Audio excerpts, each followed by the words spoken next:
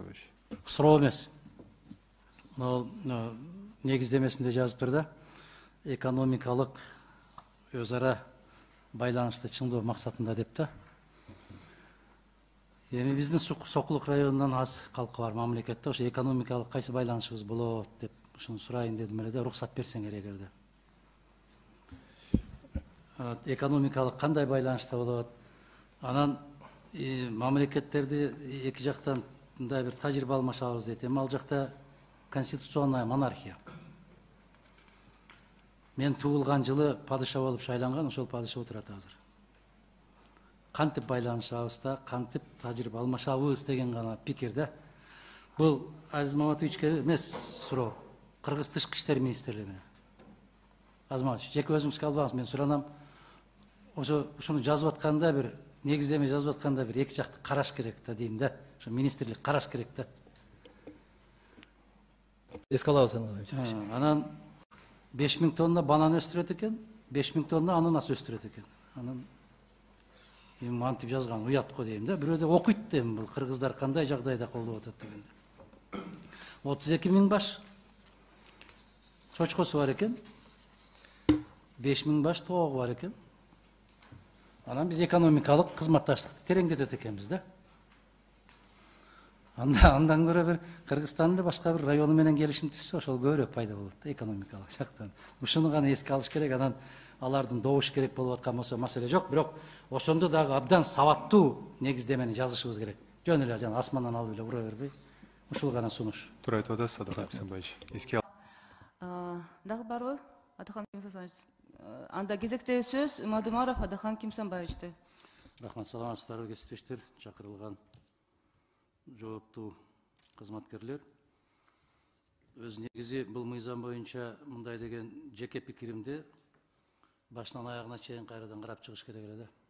Жаңы мыйзам долбоорун жасаш керек эле, өзгөртүү түзөтүү киргизбей туруп эле концепциясын жаңылап, башынан аягына чейин. Болгондо да биз жаңы билим берүү министрин дайындап атканда суроо бердик эле, ошол баллон системасынан кайтып, советтик билим берүү системасына кайталасыңарбы деген суроону берген элек. Мен алган жообум боюнча ага каршылыкты көргөн эмес элем. Ошондуктан түйүнөн баштап эле фундаменталдык түрдө жаңы, заманбап, бүгүнкү талапка туура келген мыйзамдын долбоорун иштеп чыксак жакшы болмок эле да. Керек болсо кодекс кылып коюшубуз керек эле, кодекс об образовании Кыргызской республики деп, мыйзам берүү кодекси деп. Ошонун ичине бир 2-3 бөлүмгө бөлүшүбүз керек. Мектепке чейинки мектеп, андан кийинки жогорку билим берүү. Баарын бир мыйзамга топтосок жакшы болмок эле. Ушуга бир жумушчу топ түзүлүп, жарым жылда иштеп чыгабы, бир жылда иштеп чыгабы, анан улам өзгөртүү түзөтүүлөрдү киргизип эле майда барат нерселер менен алек болбой, концептуалдуу мамиле кылсак жакшы болмок. Бирок кирип калгандан кийин мен сунуш бердим эле ошол 38-чи беренесине мугалимдерди саясий иш-чараларга тартууга тыюу салуу жөнүндө. Мына ошону жазып коюшубуз керек деп. Себеп азыр балеге калган эле мугалимдер болуп калды. Бишкектен ким барса кимди жыйнайт, мугалимдерди жыйнайт. Кандай саясий иш-чара болсо кимдерди топтойт, мугалимдер менен окуучуларды топтойт. Бул мындай болуп калды да, бул бийликтин мындай дежур куралына айланып калды да. Залга киши толбой калса дагы кимди айдайт, студенттерди айдайт. Ушундай нерселерге тыюу салышыбыз керек биз. Урматтуу кесиптештер, ошону карап көрсөңүздөр. Экинчиси бул редакциялык маанидеги маселе. Ошол билим берүү жөнүндөгү мыйзамды жазып атканда ушунчалык ката жазыштын өзү туура эмес да. Карап көргөндө мен деле айткым келбей калды. Мени жеңе турган болуп калды.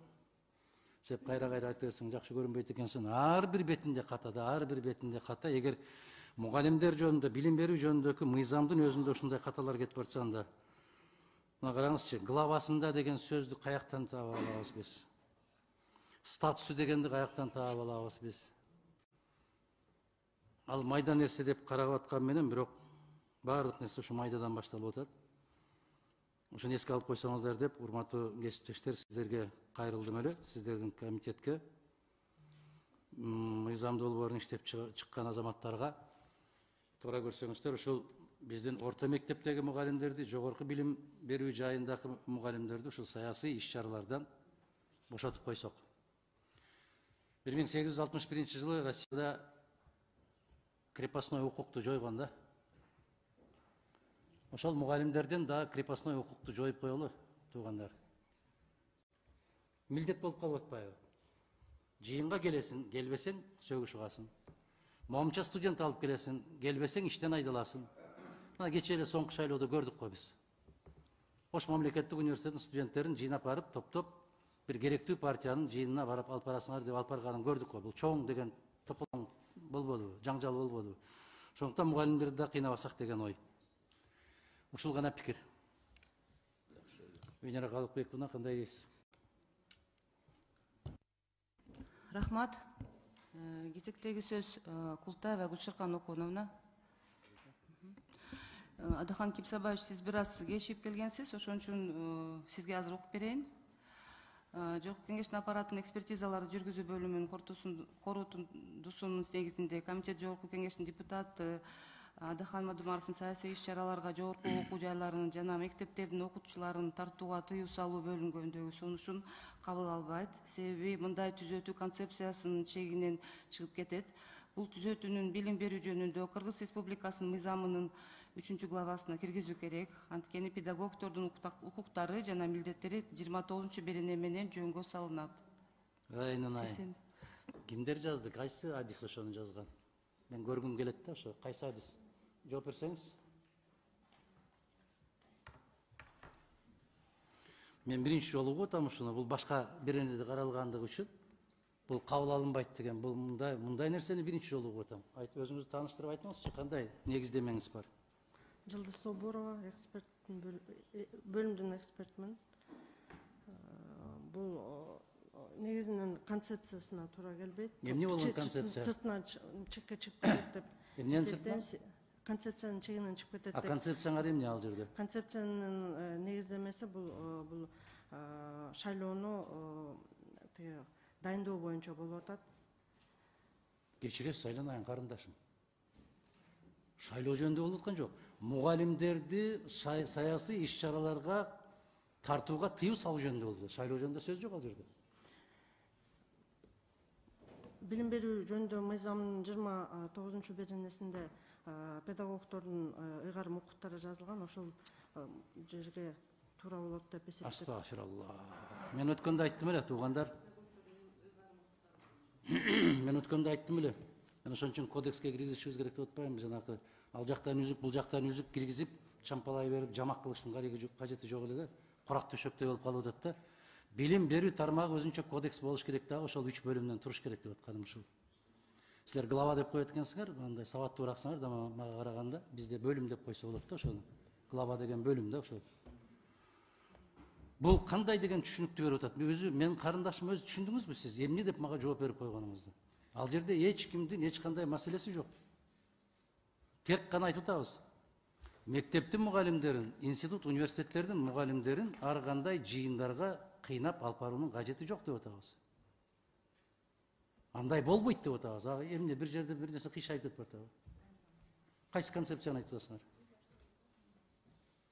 Тескерисинче биз алардын укугун бекемдеп берип атпайбызбы мыйзам менен? Алардын эркиндигин камсыз кылып атпайбызбы? Байлап берген иттей болуп сүйрөлүп барып атпайбы? Биз көрүп атпайбызбы? Стадиондорго алып барып толтуруп коюп атпайсыңарбы? Сабак учурунда, мектеп учурунда, сабак берип аткан учурда жыйнап атпайсыңарбы? Менимче министрлик бул боюнча үн катыш керек сөзсүз, өзүнүн туруктуу позициясын билдириш керек.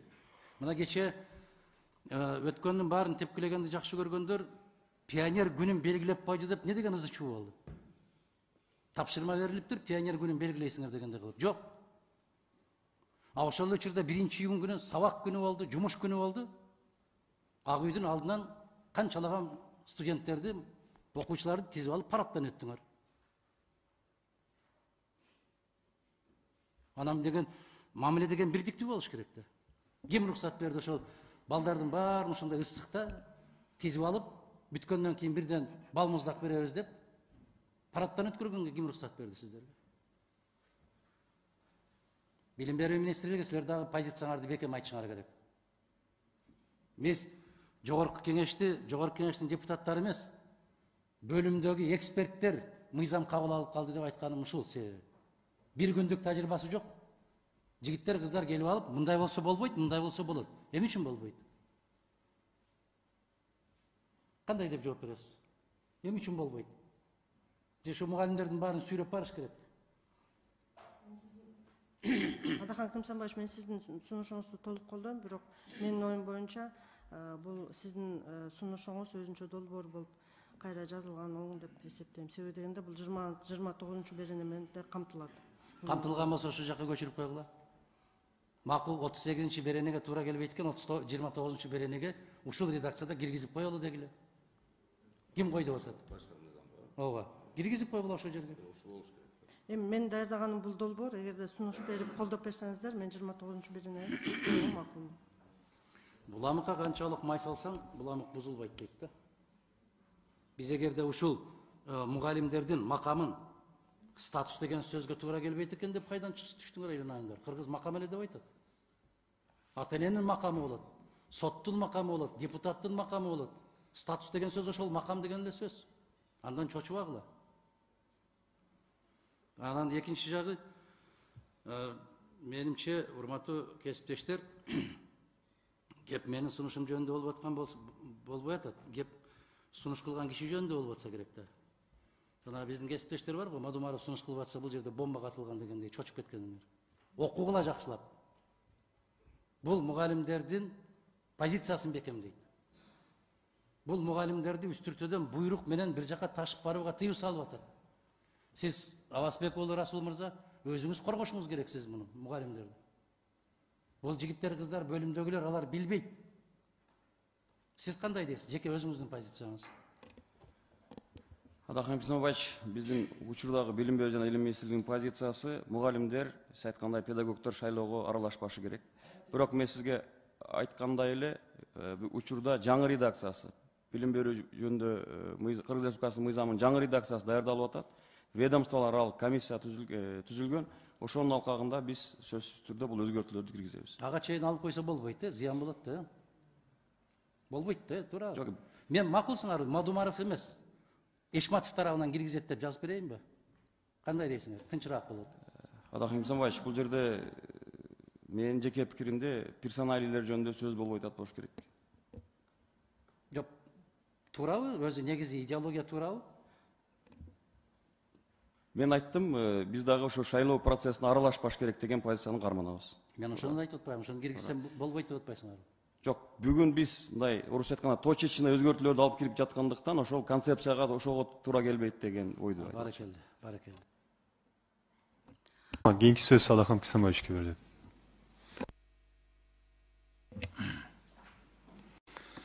Урматтуу Нурлан мырза, азыр сизге суроо берсе, ошону так айтпадыңыз же, билбейсизби, түшүнбөй калдыңыз бу суроону? Насос менен суу ичкен жерлердин салыгы кайрак катарында алынат, туурабы?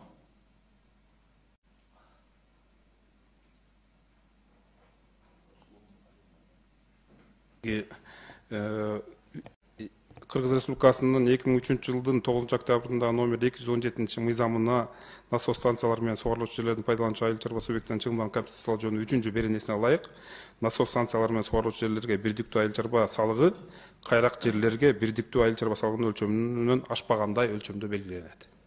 Баракелде. Ушул мыйзамдын автору ким экенин бир карап койбойсузбу? Урматтуу Адахан Кымсанбаевич билбейт экен. Ушул мыйзамдын автору Адахан Мадумаров. Азыр сизге суроо берип атат. Ошол насос менен суу ичкен жерлерге кандай жеңилдиктер бар десе, сиздер жооп бере албай атасыңар. Насос менен сууну толук камсыз кылып берет, бирок салык кайрак жер сыяктуу алынат. Бул бир жагы. Экинчи жагы, ошол 2003 жылга чейин насос менен суу ичкен жерлердин насоско кетүүчү электр энергияны коммерциялык баага коюп келген Кыргыз Энерго Холдинг. Биз ошону белгилүү бир мөөнөткө чейин, белгилүү бир даражага чейин, жана сиз айтып аткан 3 тыйындык, ушундай болот, андан ашып кетсе, андан кийин каралат деп баскыч менен кеткенбиз. Мына ушул мыйзамдарды так окуш керек да. Депутаттар, жаңы келген депутаттар билбейт азыр кандай жеңилдиктер бар дегенде силер биринчи момундай, экинчи момундай, үчүнчү момундай деп так айтып беришиңер керек. Бизде Кыргыз Республикасында канча гектар жер ошол насос менен сугарылат? Канча гектар жер? Суу агенттигинин директору Сокеев Алмаз Себербекович жооп берип койсо. Биздин баланстагы 115 насос станцияга 58 000 гектар жер сугарылат. Ошол 58 000 гектар жер. Караңыз. 58 000 гектар жердин бүтүндөй бардык жеринен кайрак катары жыйналабы салык? Кандай дейсиз? Айтсаңыз. Өзү негизи сугат жерде бул. Негизи бул сугат жерде, кайрак эместе. Көрдүңүзбү? Насос менен сугарылган жер кайрак катары төлөнөт салыгы. Сиз билбейт экенсиз анда. Билбесеңиз билбейм. Жок, биз салыкты билбейбиз. Анда билбейм деп айтам. Билбейбиз. Ал сугатты деп айтам. Билбейм деңиз. Мына ошол 58 000 гектар жердеки салык эгерде сугат жер болгон болсо канча түшмөк эле? Кайрак болгондон кийин канча түшөт? Ошонун ортосундагы айырмалык ошол дыйкандарга көрсөтүлгөн кайманы колдоо катарында деп жооп беришиңиз керек да сиз. Министрдин орун басары катары. Ошондо депутаттарга түшүнүктүү болот, дыйкандарга түшүнүктүү болот. Мыйзам тарабынан моундай колдоолор көрсөтүлүп аткан экен деген түшүнүк пайда болот. Силер ушуну өзүңөр окуп атасыңар да, балдар. Урматтуу Алахан Кимсамович, өзүңүзгө маалым болгондо Кыргыз Республикасынын президенти Садыр Нуркожоевич Жапаров атайын жарлык чыгарып. Бул Нуркожоевга чейин эле 2003-жылдан бери келет ат бул. Кечирип койсо, айтайын дегеним 3 жылга жер салыгынан жалпы бардык дыйкандар. Эми ошону менен силер туура эмес кылдыңар. Ушуну менен туура эмес кылдыңар, туугандар. Жакшы көрүнөбүз деп жанагы популист деген сөздүн баркын билбей, кээде колдонуп коет. Мына ушуну популист деп коет. Эмнеге? Сокулукта 1 гектар сугат жер канча турат салыгы?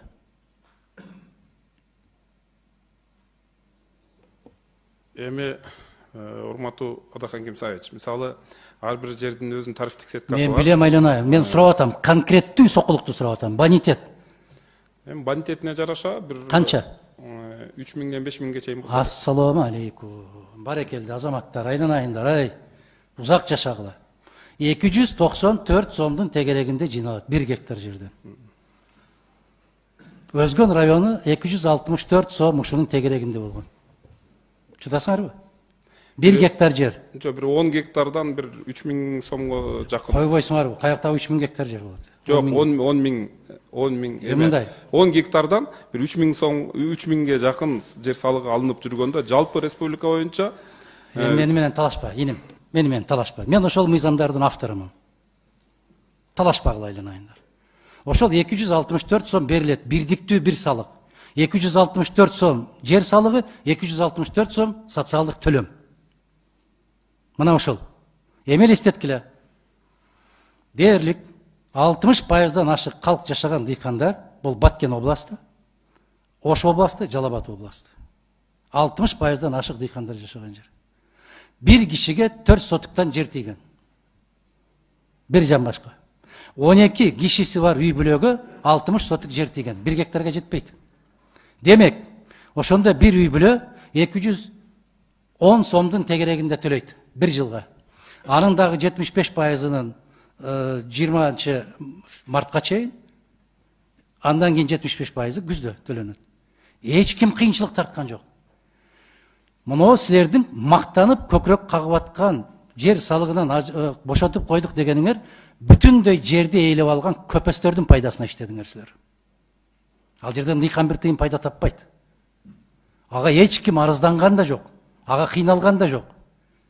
Социалдык төлөмдөрүн эмне кылдыңар? Бир Кудайдын өзү билет. Эгерде социалдык төлөмдөрдү дагы бошотуп койгон болсоңор, силер экөө байланган бири-бирине, анда 3 жылдык пенсиясынан кыскарттыңар силер. Урматтуу Адахан Кимсамович, бардык физикалык, юридикалык жактар, бардык дыйкандар жер салыгынан 3 жылга бошотулду. Мен эмне деп атам анан? Ушуну айтып атпайбы? Бул деле дыйкандын ошол бюджети үчүн бул деле кечирип кой. Мен дагы бир жолу айтам. Дагы бир жолу айтам. 80 адам bir тамчы, bir пайдасыны көрбөйт мындан. Себеп 50 сотуктан жери бар. Алар 1 жылга 100 сом төлөйт. А bir тоок сатсаң 300 сом болуп атат. Эмне деп баш айландырасыңар силер?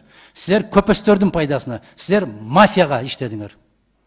миңдеген гектар жер алып алган, бүтүндөй жерди ээлеп алгандарды 3 жылга бошоттуңар. Ошолордон миллиондогон акчаны чөнтөгүнө салып койдуңар. Силер ошолорду колдодуңар. Бул 2-3%. Дыйканды колдогон жоксуңар силер. Дыйкан андан жабыр тартпайт. Айтып атам, көп болсо, ашып барса бир тооктун баасы 1 жылдык. 1 гектар жердики. Урматтуу Адахан Исаевич, сиз тажрыйбалуу мыйзам чыгаруучу катары өзүңүз билесиз, мыйзам баарына бирдей таасир этет. Бардык дыйкандарга бул таасир этет. Мен эмне деп атам, айланайын. Сен мен айтканды эле кайра айтып атасың да, кайра кайталап атасың. Ошо баарына бирдей таасир кеткендиги үчүн 95% элге бул таасир кылбайт дагы. Жанагы салыктан жыйналгандар бүтүн жерди ээлеген көпөстөрдүн пайдасы.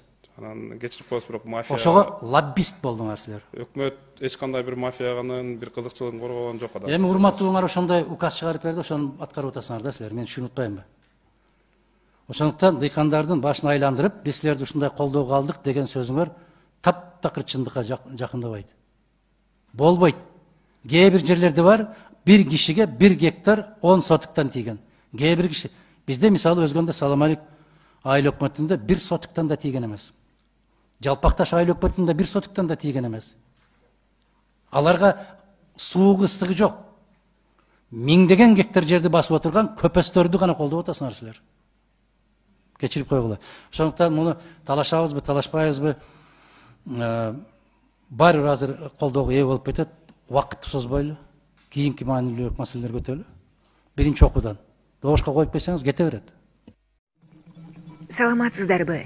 Эгерде Ачык Акыйкат каналында биринчи жолу болсоңуз, каналга катталып, мага жакты деген белгини басып, ой пикири калтырууну унутпаңыз. Чымындай жанды чыркыраткан чындык биз менен.